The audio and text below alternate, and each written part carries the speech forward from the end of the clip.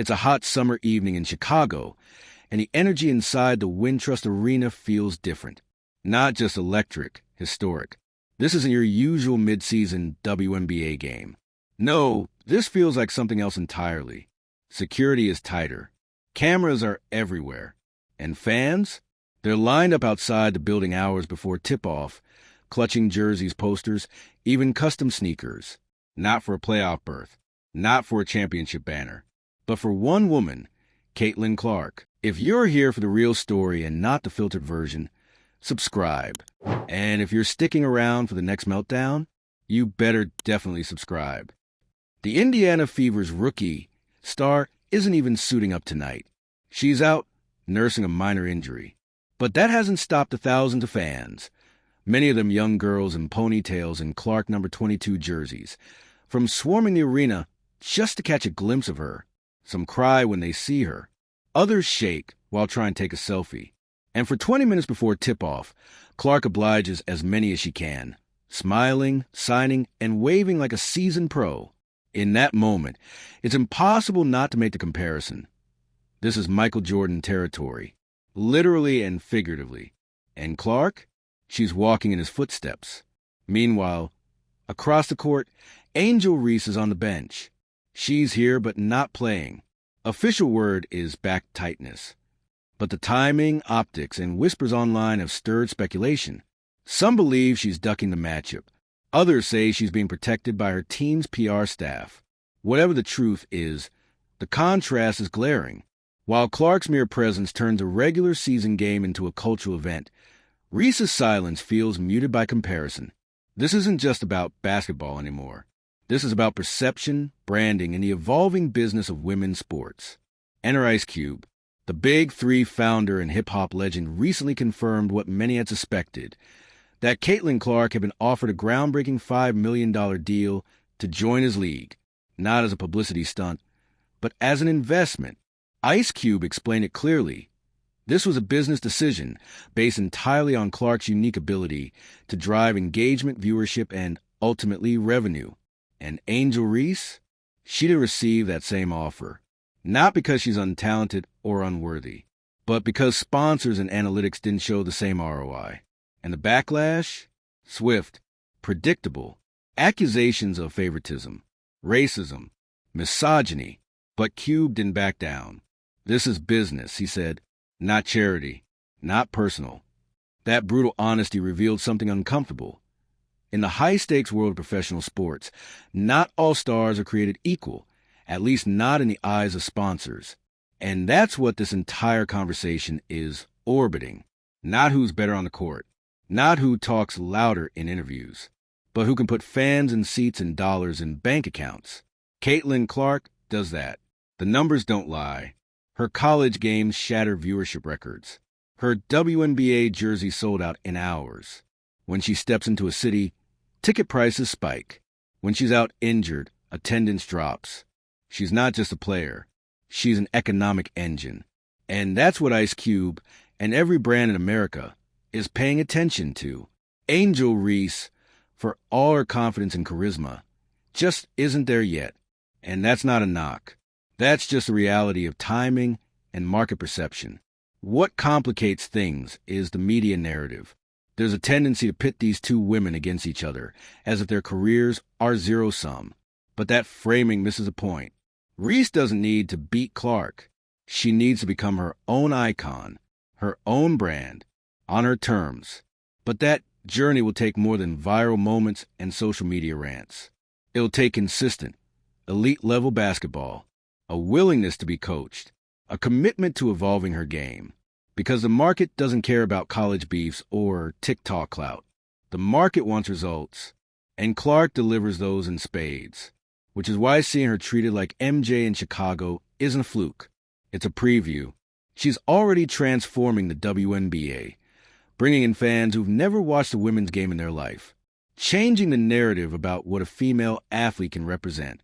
She's not trying to make noise. She is the noise. Now, can Reese get there too? Absolutely. She's talented, marketable, media savvy, but she has to focus on her own race.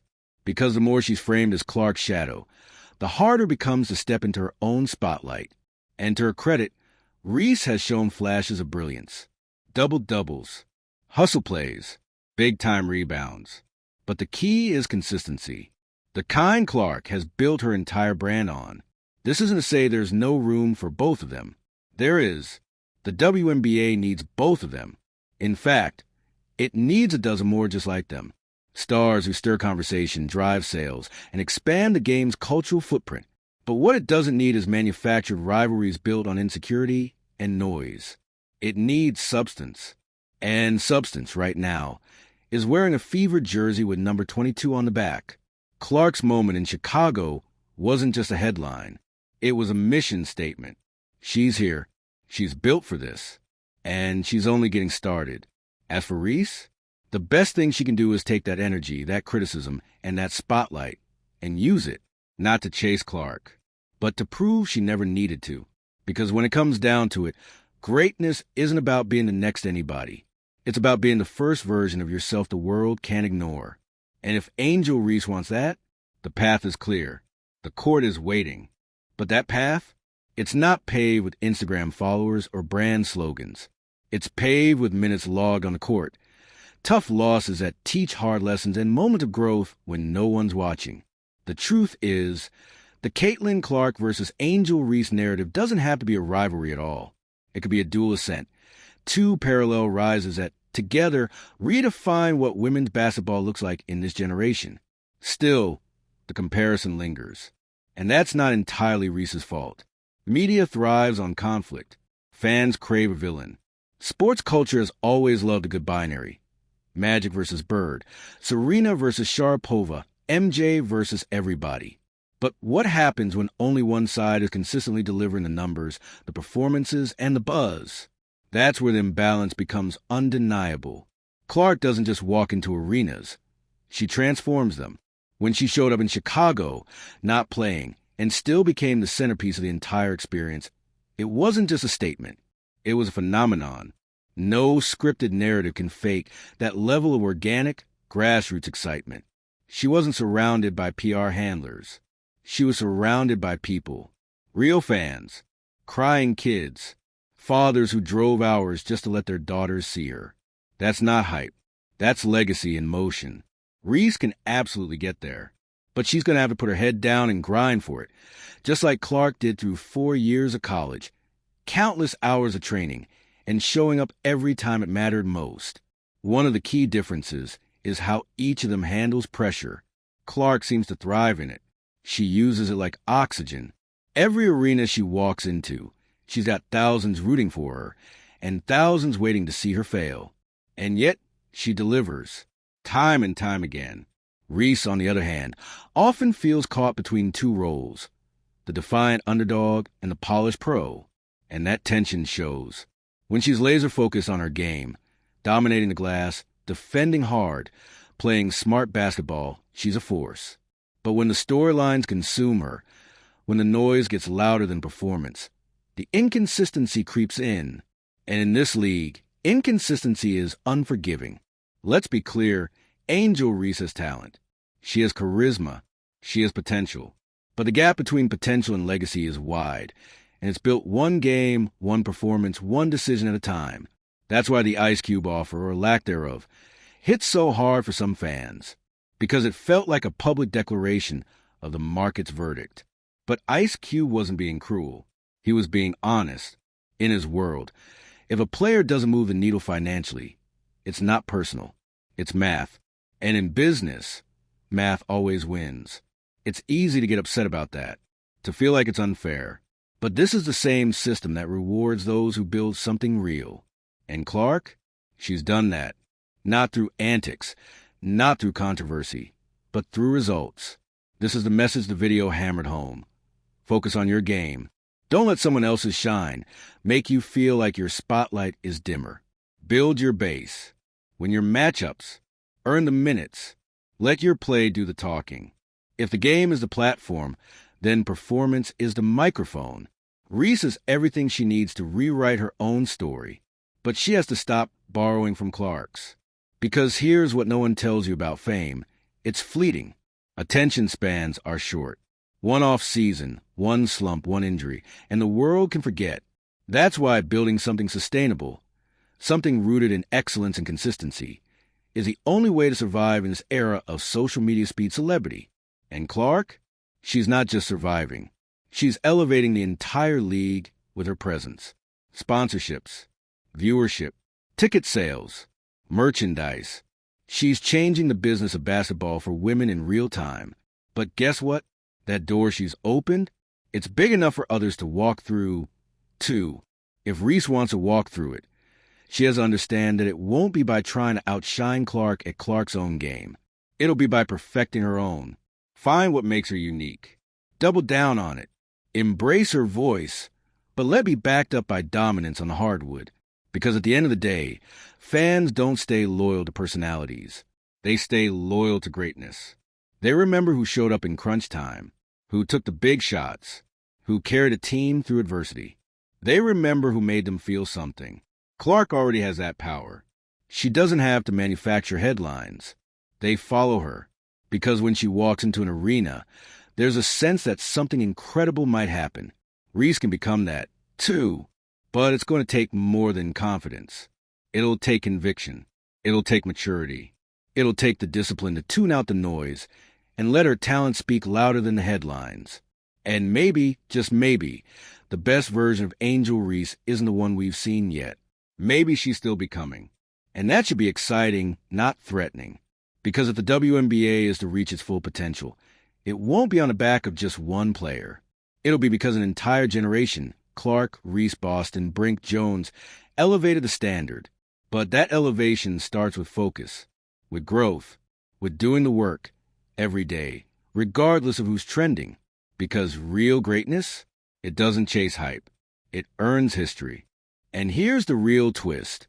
Both Caitlin Clark and Angel Reese are still at the beginning.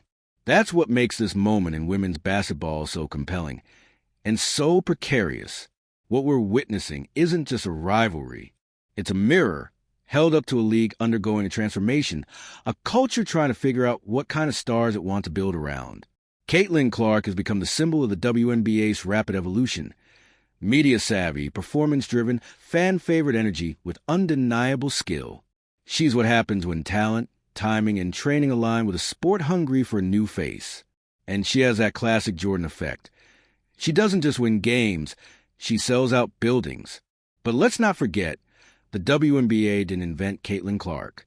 She came into this league already fully formed, with 4 years of spotlight at Iowa behind her, carrying NCAA viewership records and an army of loyal fans. The league didn't make her famous. She brought her fame with her. Angel Reese, on the other hand, represents something different, something messier but equally important.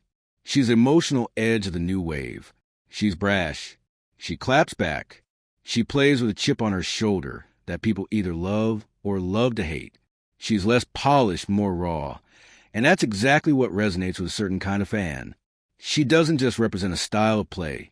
She represents a mood, an attitude, a cultural energy that the league shouldn't ignore. But charisma can't substitute for production. That's the fine line Reese is walking right now. When her stats dip or her minutes get inconsistent, the storyline starts to shift from young queen rising to overhyped underperformer. And that shift is brutal, especially when the public has already cast Clark as the golden child. This is where the video offers a cautionary tale. It's not anti-Reese. It's anti-distraction. The message is simple. Don't let the noise become your narrative. Don't let someone else's path pull you off your own. If you're Angel Reese right now, the best move isn't to respond to Ice Cube or Clark or anyone else. It's to show up, game in and game out, and dominate. You want those sponsorships? Earn them. You want to be the face of a franchise? Be unmissable. You want to rewrite the headlines? Start with the box score. Because here's something that doesn't lie. Numbers. Fans can be fickle. Brands can flip. Media can misrepresent. But stats? They don't care about perception. They care about production.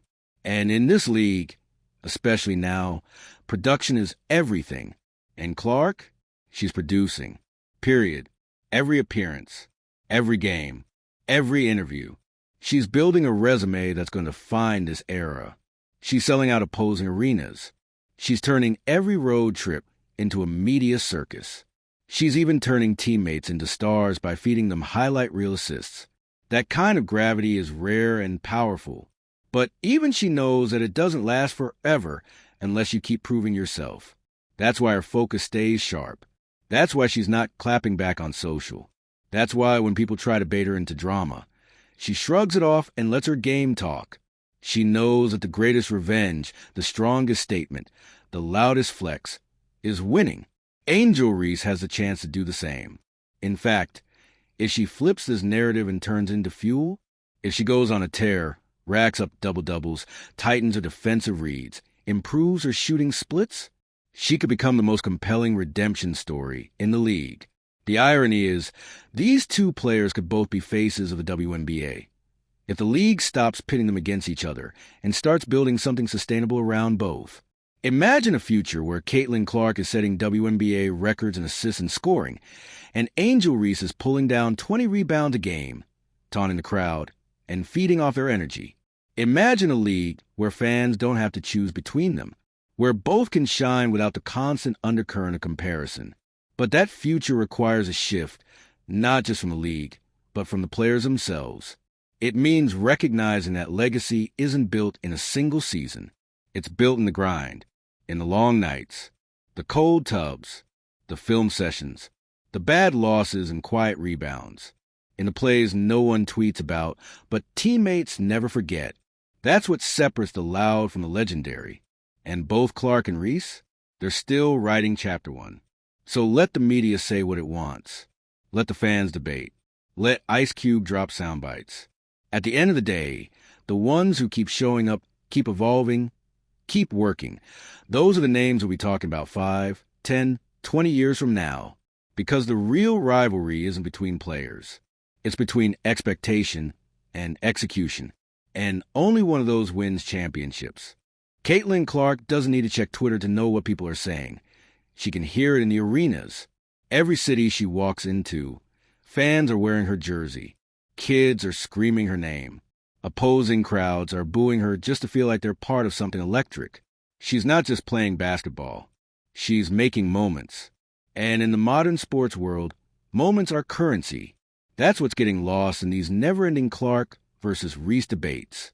This isn't about who's better in some abstract vacuum.